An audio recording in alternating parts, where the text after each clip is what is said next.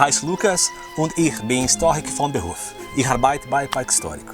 Isso que eu acabei de fazer agora foi me apresentar em alemão, em especial o Hochdeutsch, que seria o alemão clássico. Existem vários dialetos na Alemanha. Quando os imigrantes alemães vieram para o Brasil, eles vieram de diversas regiões e também trouxeram um pouquinho dessa diversidade para cá. A Alemanha, apesar de ser um país politicamente jovem, possui uma longa história. Inclusive, enquanto Alemanha, ela é recente. Mas antes disso, ela já foi a Prússia, já foi o Sacro Império Romano Germânico e já foi fragmentada em diversas tribos germânicas. Quando falo isso, eu me refiro à identidade alemã, que está pautada principalmente no seu idioma. Bom, agora que nós já conhecemos um pouquinho sobre a Alemanha, por que será que os imigrantes alemães vieram para cá? Qual foi o motivo? Como já falamos nos outros vídeos, o quadro na Europa era um tanto geral. Revolução Industrial acontecendo no século XIX, relações de trabalho mudando, mas ainda assim precisamos lembrar que em muitos lugares da Europa ainda existiam relações de trabalho feudais. Essa transformação muda o impacto do cotidiano do alemão. Muitos perdem suas terras, ficam desempregados e buscam nas Américas uma melhor oportunidade de vida. No entanto, quando eles vêm para cá, eles encontram uma política migratória que prioriza os imigrantes que fossem de origem campesinal, porque o Brasil precisava preencher os seus sertões com a mão de obra para trabalhar no campo. No entanto, uma parte considerável dos alemães que vêm para cá são alemães de ofícios que já trabalhavam em cidades, são alemães de centros urbanos. Quando eles chegam aqui, eles precisam passar por essa, vamos dizer assim, entrevista. Muitos dizem que vão trabalhar no campo e acabam trabalhando pouco tempo quando chegam aqui e acabam migrando para a cidade. Este normalmente é o perfil do imigrante alemão que chega aqui no Brasil no final do século XIX e no começo do século XX. São mais de 250 mil alemães que chegam nesse processo de 100 anos de imigração alemã no Brasil. No entanto, é importante lembrar que não foi a imigração mais expressiva que o Brasil recebeu. Os alemães estão em quarto lugar em relação à etnia que mais imigrou para o Brasil. Os alemães, em sua maioria, imigraram mais para os Estados Unidos. No entanto, a sua colonização aqui no sul do Brasil foi um tanto atípica. Essa colonização, apesar de ter iniciado já na época do Brasil Império, ela ficou mais forte na época da República.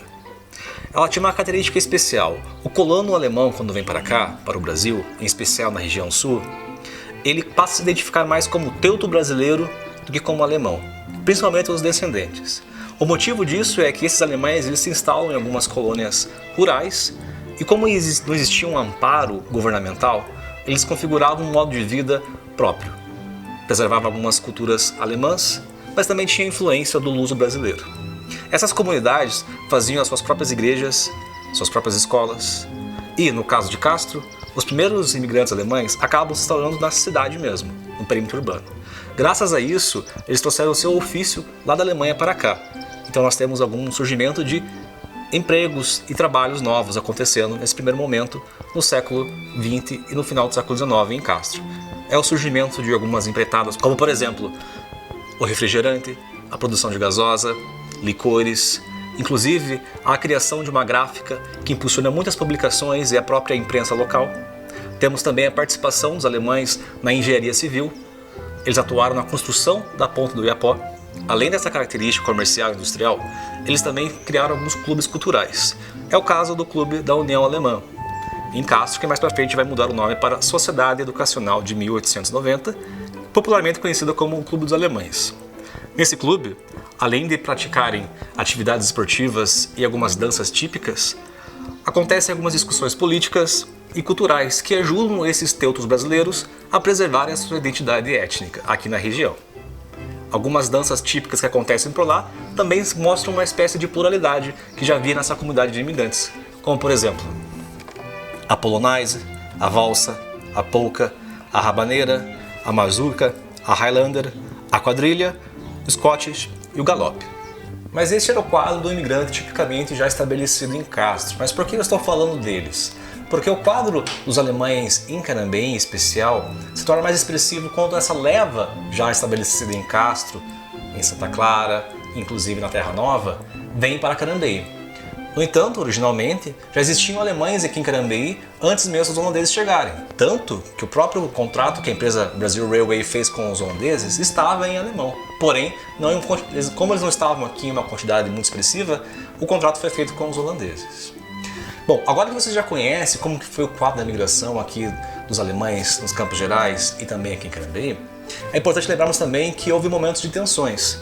Não foram tão explícitas como aconteceram em Curitiba e outras regiões maiores, mas durante a Era Vargas aconteceu um processo chamado nacionalização compulsória. O que era isso? Nesse momento nós temos um Estado forte preocupado com a ameaça do estrangeiro, muito mais quando o Brasil vai entrar na Segunda Guerra Mundial, ou seja, contra a Alemanha. Nesse momento nós temos um esforço do Estado em reduzir as escolas étnicas, não se fala mais do estrangeiro na rua, são proibidas reuniões culturais do estrangeiro. Todas as etnias estrangeiras, no geral, foram perseguidas nesse momento, apesar de não ser uma perseguição muito expressiva. No caso da alemã, eles sentiram isso um pouco mais, principalmente porque eles eram agora considerados possíveis inimigos. Esse quadro durou somente a Era Vargas. Quando a guerra passa, as tensões diminuem. No entanto, um pouco desse legado acaba se perdendo.